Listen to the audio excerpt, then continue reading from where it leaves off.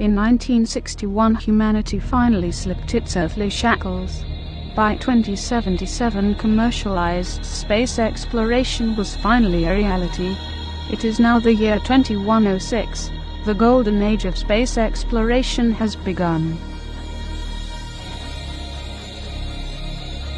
There is now a planetary rush happening in space, and you have been hired to be at the forefront of it by a large parent corporation with a few systems in mind.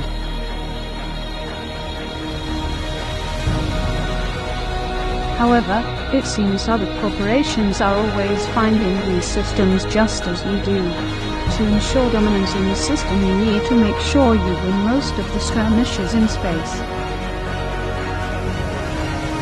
Using space-age tactics, you must outwit your opponent using only the few types of mercenary ships in that system to destroy your opponent. Good luck, and good flying.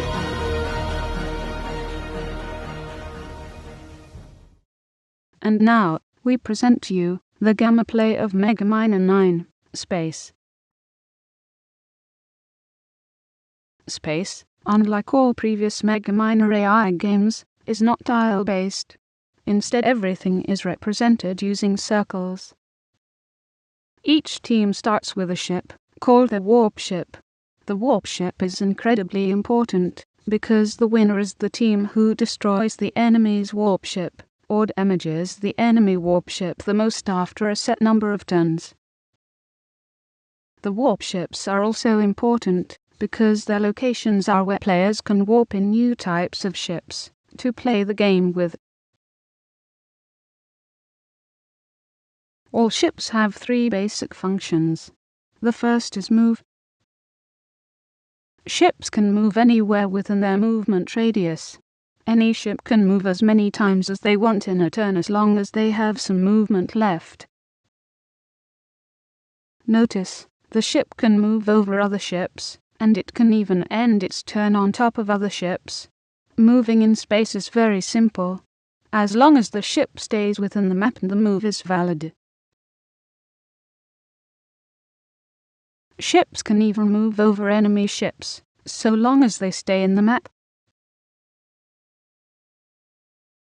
The next thing ships can do is attack. Attacking is very simple as well. Every ship has a range. So long as an enemy ship is within the attacker's range, they can attack that ship. Every ship has a set damage they do to the opponent's health, and a number of unique enemies they can attack per turn. Now notice, the red ship is being ganged up on, and will not survive another turn. Now he can use his last function, self-destruct. Self-destruct deals splash damage. All enemy ships within the detonating ship's radius are dealt heavy damage. Maybe blue should not have kept the ships so close to each other to minimize splash damage. So now that you know the basic gameplay mechanics, how about you learn the different ship types? Remember this ship, the warp ship. Its purpose is to survive, and warp in other ships, to defeat the enemy warp ship. It is the largest ship with the most health in space, but it is also very slow. The warp ship cannot attack any ship, nor can it be purchased. This is the bomber. It is one of space's most basic units. The bomber is a low-cost unit that has average health and speed, and can attack one target per turn for decent damage. The battleship is space's largest purchasable unit, and also the most deadly. It kills most ships in one hit, and puts a serious dent into any warp ship. Because of its massive firepower, it is very expensive, and extremely slow. Its defenses are nothing to be overlooked either. This is the interceptor. It is very similar to the bomber, except it can attack multiple targets each turn for less damage per target. This is the juggernaut. The juggernaut can be thought of as the interceptor's bigger, badder brother. It can attack even more targets per turn than the interceptor for more damage. It can attack the most units per turn in space. Because of this, the juggernaut is a more expensive unit than the This is the cruiser. The cruiser is a nastier bomber. It hits a single target harder than a bomber, and can move much further. It is actually the fastest unit in space, but it costs much more than a bomber because of this. This is the weapons platform, the first of space's more specialized ships. This is the sniper of space. Its range is so large it can attack anything on the map. It does a good amount of damage too. These weapon platforms are very slow and costly. This is the stealth ship. The stealth ship is similar to a bomber, except if it doesn't attack during a turn it will cloak itself for the following turn. Cloaked stealth ships are not sent to enemy AIs, making the stealth ship an interesting ship.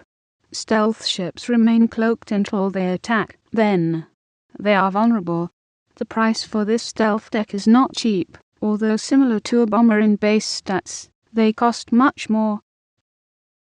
This is the EMP ship, a very specialized ship.